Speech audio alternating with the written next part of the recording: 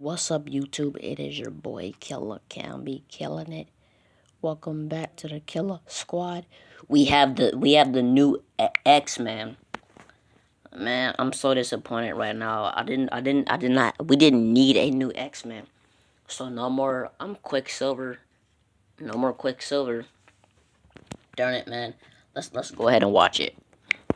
And welcome back to the Cosmic Wonder, and the MCU's Phase 4 is moving forward full blast right now. It started with WandaVision, even though it wasn't supposed to, but it did, and it set up the more mystic side of the MCU, and that's what we're going to be revisiting in Doctor Strange and the Multiverse of Madness. Then we had the Falcon and the Winter Soldier, which is the more grounded side of the MCU. It gave us our new Captain America, Sam Wilson, and it laid the groundwork for the new Avengers to come in. And now we have Loki, which is pretty much going to shatter the entire universe, leading us right into Spider-Man No Way Home and Doctor Strange in the Multiverse of Madness. And the next step of Phase 4 is apparently mutants. We have a couple of confirmations for a few different mutants coming to the MCU in Phase 4 in certain movies that we'll talk about. And I also have a theory on how the mutants actually came to be a thing in the Marvel Cinematic Universe. And for those of you who are wondering, yes, I believe that they have been in the MCU the entire time.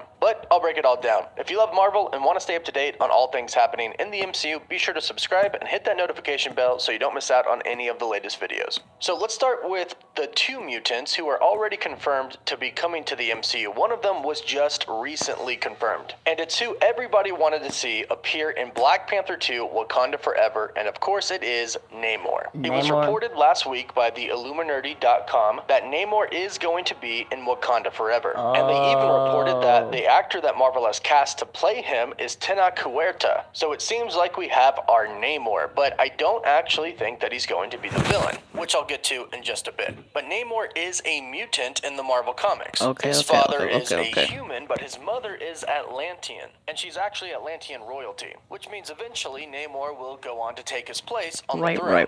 Now, he is a mutant. Yes, he does have some Atlantean powers, but his mutant ability is the ability of flight. And a lot of people were expecting him to be the villain of Black Panther 2, but I don't believe this to be the case. I do think he is going to be somewhat of an antagonist, but I think it might kind of be like a Batman versus Superman, Godzilla versus Kong type of movie. The Atlanteans and the Wakandans have never really gotten along that well. However, with the Illuminati announcing that Tenoch Huerta is going to be playing Namor in Wakanda Forever, they also announced two other characters that are coming in Wakanda Forever as well. And these two characters are Namora, who is Namor's cousin, and Atuma, an Atlantean warlord. And I think that Atuma could be one of the main villains, if not the main villain, of Black Panther 2. And he will be the common enemy that Namor and whoever takes on the mantle of Black Panther in Wakanda Forever will have to fight against. And I believe that this is going to be what kind of unites Wakanda and Atlantis. Atuma will kind of take half of the army of Atlantis, much like Killmonger kind of took half of the army of Wakanda.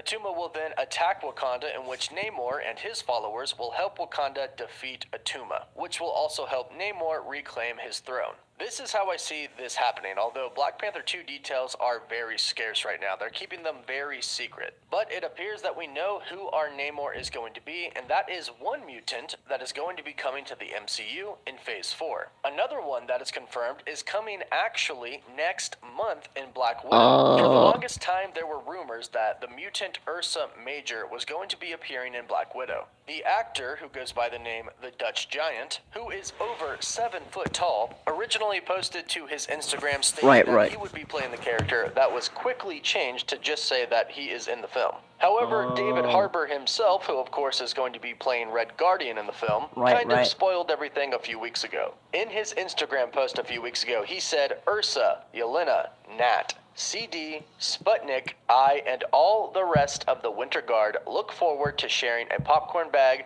and a big old screen in a dark theater with you on July 9th. The The first word he said was Ursa, which is Ursa Major the Mutant, the person who has the ability to turn into a giant bear. And of course, the other characters he mentioned are the rest of the Winter Guard, but let's keep this focused on the mutants for now. Bottom line is he confirmed a mutant, Ursa Major, will indeed be in Black Widow. So mutants are going to start to be introduced in the MCU less than a month from now, which is insanely exciting because obviously with the Fantastic Four coming, the actual X-Men team will eventually be coming as well. And that setup is going to begin in Phase 4. I also want to add the possibility of Doctor Strange in the Multiverse of Madness introducing mutants. It is not confirmed to be introducing any, but it is literally a movie that can do whatever it wants. In a movie that involves the multiverse, there are really no limits. All you have to do is step inside a different universe, and you can do whatever you want in that universe because it won't affect the main MCU. However, you can bring things from other universes into our main universe, and then they do affect our universe. So just like Tobey Maguire Spider-Man and Andrew Garfield Spider-Man can be taken from their respective universes and come into ours and help Tom Holland Spider-Man fight the Sinister Six, this can happen with mutants as well. Right now it's been reported and rumored by a few trades that Ghost Rider is actually going to be introduced in Doctor Strange 2. And although not necessarily a mutant, he's still a really insanely cool character. But the bottom line, and my point is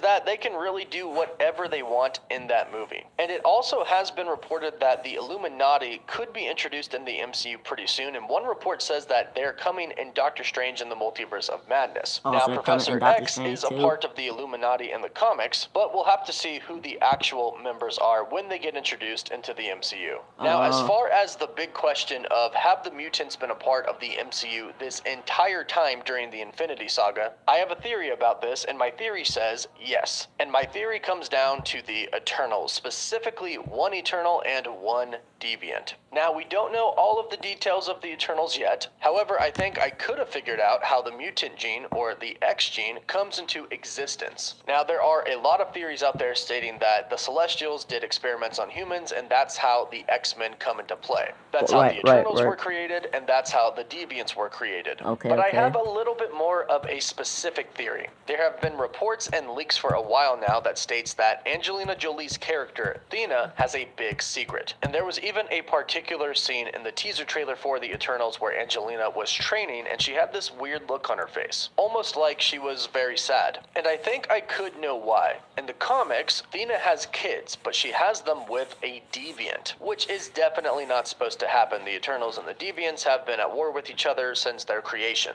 But she falls in love with one of them, and they have twins. Now, in the comic storyline, she gives them away. She gives them to a human who can't have kids herself. I believe that this is going to happen in the movie as well. I think that this is Thena's big secret. Once upon a time, she fell in love with a deviant, had kids, gave them away. So these kids are going to be the offspring of an Eternal, which is almost essentially a god, and a deviant, which is also a very powerful being. I believe that these kids could be the start of the X gene in the MCU, just based off of what their biological structure could be. Take Thanos, for example. Thanos is actually an Eternal. He was born of two Eternal parents, but when he was born, he inherited the deviant gene. So he kind of has both DNA. The DNA of an Eternal and the DNA of deviants. And just look how freaking OP Thanos came out. One of the strongest beings in the universe. And trust me, in the comics, he's a lot more powerful than he is in the MCU. In the actual Infinity Saga comics, he crushes not only the Avengers, but the X-Men and the Fantastic Four, just a bunch of different heroes all coming together to fight him. He completely destroys them. And he does have powers of his own outside of using the Infinity Gauntlet. So we could, if my theory is correct, essentially have two kids who are like Thanos. Hopefully not as ugly, but two kids who inherit these two different, insanely powerful genes. Perhaps the DNA of an Eternal and a Deviant combined could give us that mutant gene.